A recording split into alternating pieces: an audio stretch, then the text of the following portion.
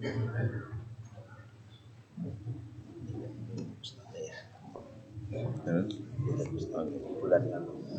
November. Assalamualaikum warahmatullahi wabarakatuh.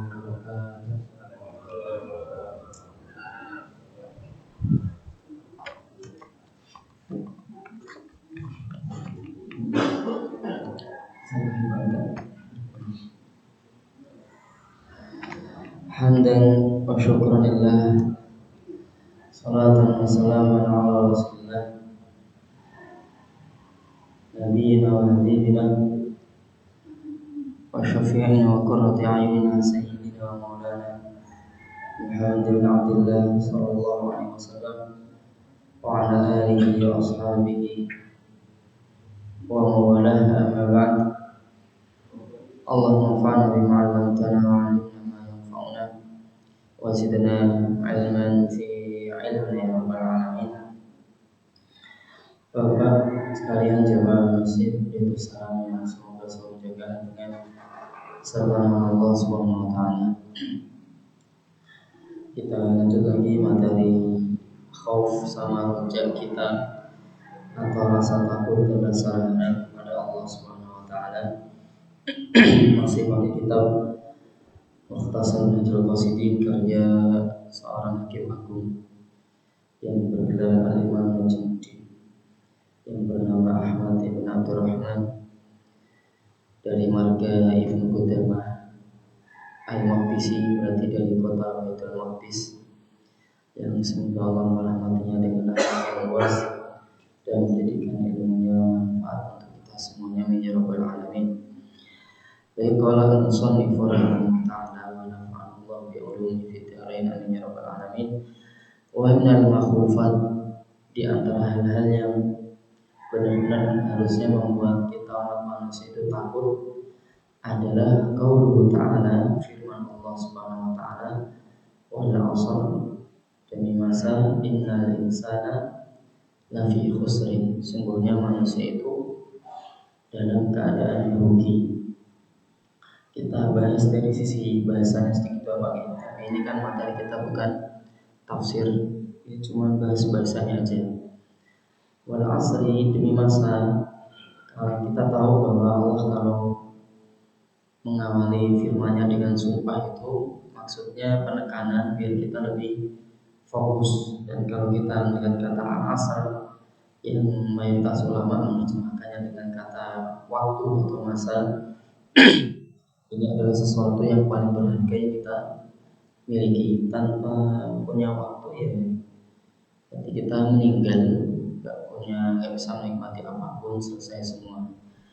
Terus kemudian innal insana, walaupun ini bentuknya mufrad, tapi kata alif lam ini, lamnya itu alif lam di sini namanya al istighraqiyah atau mencakup semua orang gitu. Jadi kalau disebut innal insan berarti semua manusia tanpa terkecuali, termasuk yang hadir di sini. Lafi itu pasti di dalam, masuk di dalam gitu ya. Khusrin, kerugian. Di sini tidak pakai alif lam sehingga bentuknya nakirah. Kalau nakirah itu berarti memberikan makna umum. Kalau umum itu berarti ya merugi di semua hal, dalam masalah pergaulan, membangun rumah tangga, dalam bekerja, dalam hal apapun, karakteristik semua manusia itu pasti merugi, bahkan dunia akhirat dirugi. Nah, cuman terus kata sang penulis, tsumma dzakara ba'daha arba'ata syurut, kemudian Allah menyebutkan 4 syarat agar tidak rugi, yaitu illa alladzina amanu wa amilus shalihat wa tawassaw bil haqqi wa tawassaw bis sabr.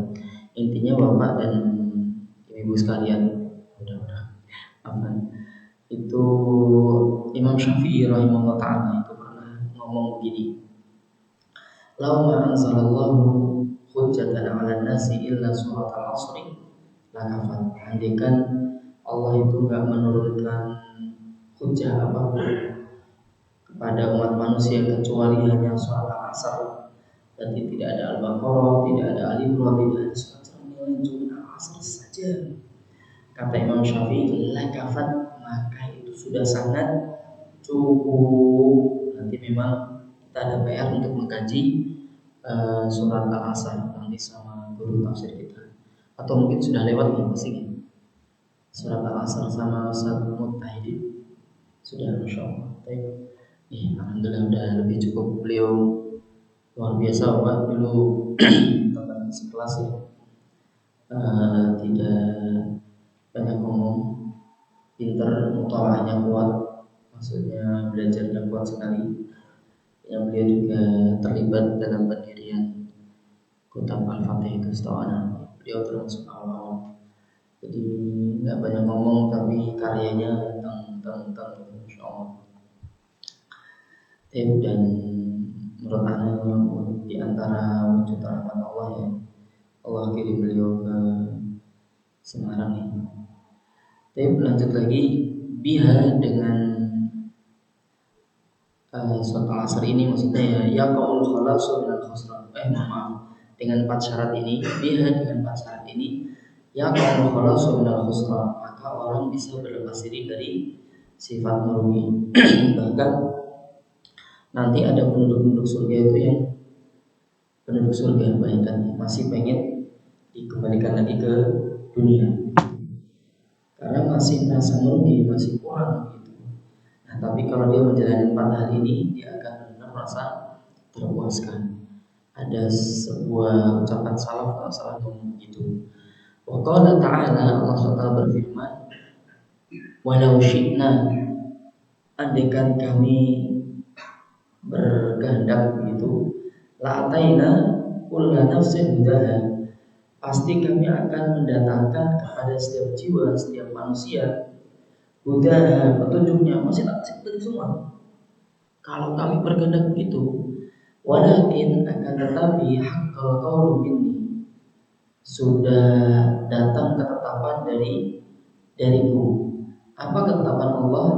La'amla'anna jahannama minal jinnati wan nasi ajma'in, pasti neraka jahanam itu bakal tak penuhi dari golongan jin dan manusia, semuanya nyampur jadi satu.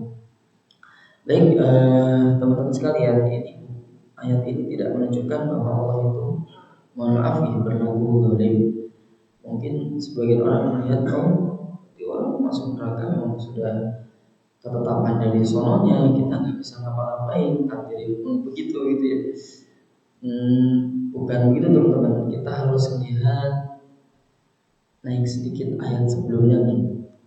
Ayat sebelumnya itu di surat As-Sajdah itu kalau nggak salah bunyinya begini. Tak bangkitkan dulu begini. Mungkin sejarah mau bantu. Walau taro idil mujrimuna nakisu ru'usihim 'inda rabbihim, wa Nabi Muhammad andai kau tahu gitu. Nanti orang-orang mujrim, para pelaku dosa itu nakisu ru'usihim, mereka menundukkan kepalanya begini, 'inda rabbihim, di sisi Allah Subhanahu wa taala. Apa kata mereka? Rabbana, ya Allah, absarna, kami sudah melihat azab ini loh. Wasami'na, dan kami sudah mendengar. Kata para tafsir dari para malaikat azab yang akan dijalani orang-orang itu. Farji'na, tolonglah kembalikan kami ke dunia gitu ya. Na'mal salihah, dah kami akan beramal saleh. Kemudian kalimat terakhir dia ngomong inna mungkinun, kami udah yakin ya Allah bahwa janjimu itu benar, ucapan Rasulullah benar. Ini neraka di hadapan kami, tolong balikin lagi. Terus dijawab Allah dengan kalimat begini. Nah, ini dijelaskan oleh Al-Imam At-Tahir Ibnu Ashur rahimahullah ta'ala. Kita cukup bangga bahwa kita yang orang-orang zaman terakhir ini masih punya ulama sekelas At-Tahir Ibnu Ashur ya. Antum suka dunia tafsir kayak cerita sedikit Pak. Jadi ini sekedar ilustrasi orang-orang pintar zaman sekarang. Jadi besok itu orang-orang soleh itu dari kalangan salaf terdahulu dengan orang-orang khalaf, orang zaman kita begini itu akan ribut begitu. Ini kan hanya hayalan, Pak. Nggak beneran, hayalan. Ribut nanti di surga. Kata orang-orang salaf, kalian orang-orang khalaf, peninggalan kalian apa? Lihat nih peninggalan kami, kitab ini, kitab ini, kitab ini, kitab ini. Tapi peninggalan kalian apa? Kalian kasih apa kepada umat? Kemudian orang-orang khalaf itu mengambil sebuah tafsir. Taruh di depan. Tafsir itu adalah At-Tahir. At-Tahir wa Tanwir dengan Tahir bin Asyur. Karena memang berkelas, Pak. Tafsir itu berkelas. Ya, sehingga cerita beliau ngajarin kita memahami ayat dengan urut begitu.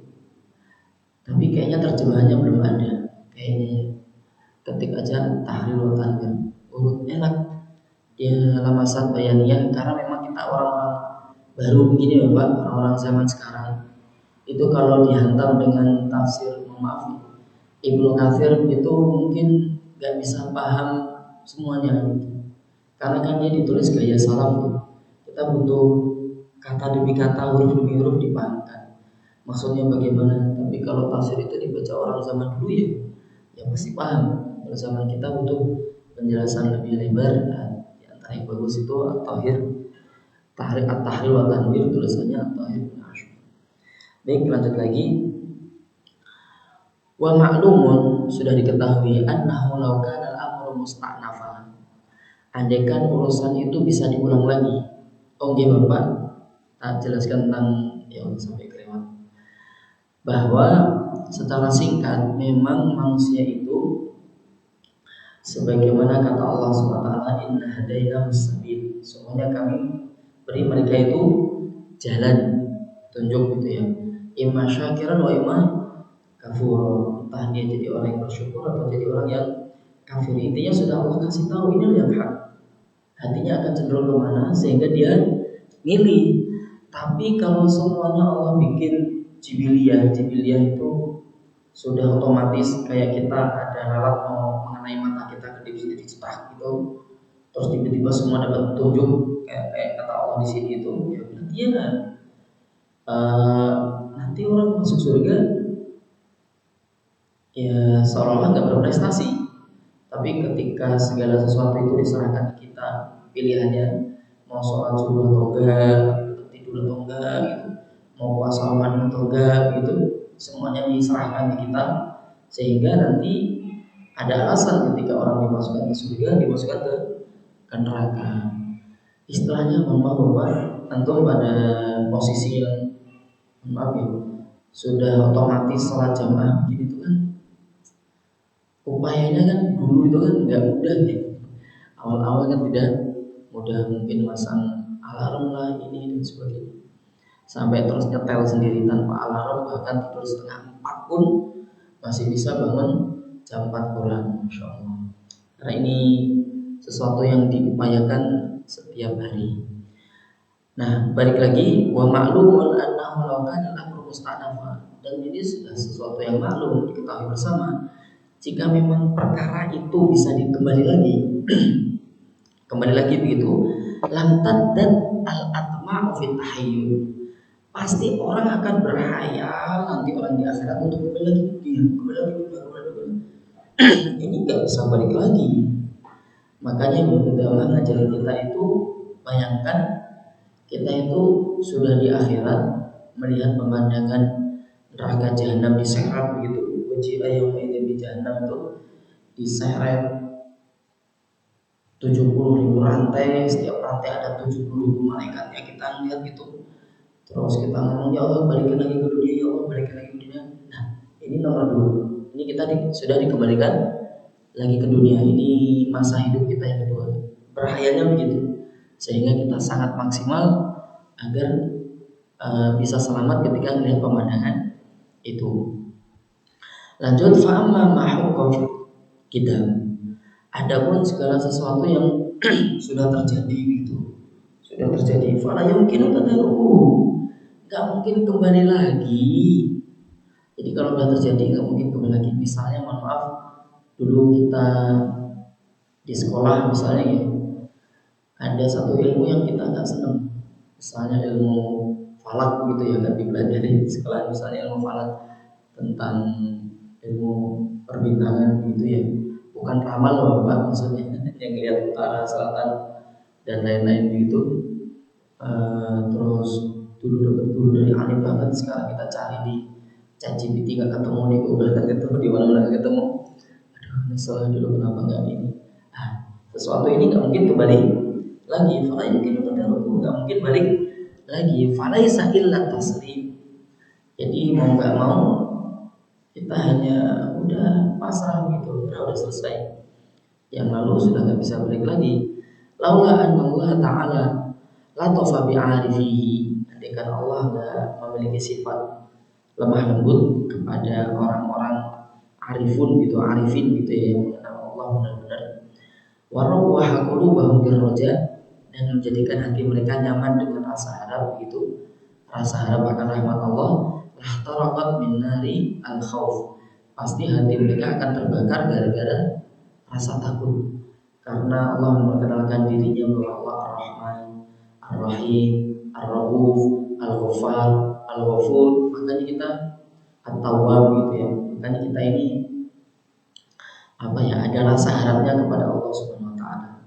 Coba kalau yang diperkenalkan ke kita itu Al-Muntaqim, Al-Jabbar gitu ya. Mungkin Al-Mutakabbir, kita akan serem banget. Jadi nggak ada rojak-rojaknya. Lanjut, ini ucapan penting menurut anak nih. Kita ambil beberapa. Waqala Abu Darda radhiyallahu anhu. Abu Darda mengatakan, Abu Darda ini terkenal bagi beliau secara singkat dari kalangan Ansor Sawana. Beliau itu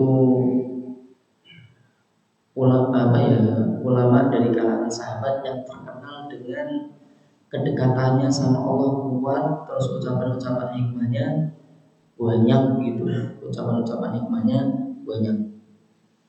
Kisah cintanya dengan Ummu Darda ini luar biasa.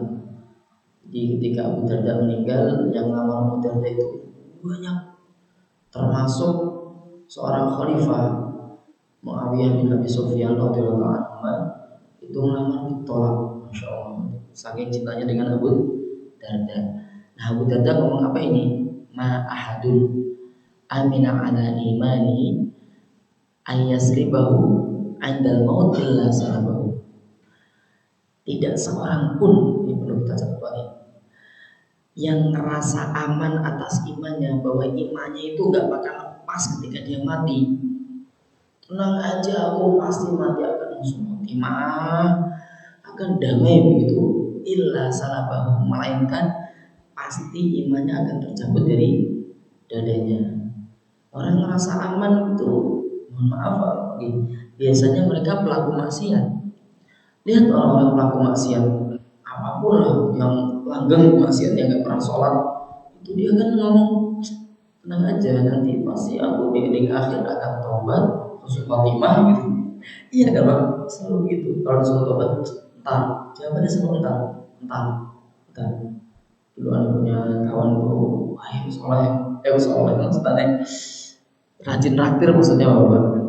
Diajak kemana-mana itu, ya kalau jam sholat itu nganterin anak ke masjid, kalau sholat jamaah dia di depan kayak gini, nggak sholat. Kalau ditegur, Pak kira sholat, engkau lah di usia aku 40. Waktu itu ada masih 20-an, masih 20-an, awal-awal di Libya gitu lah.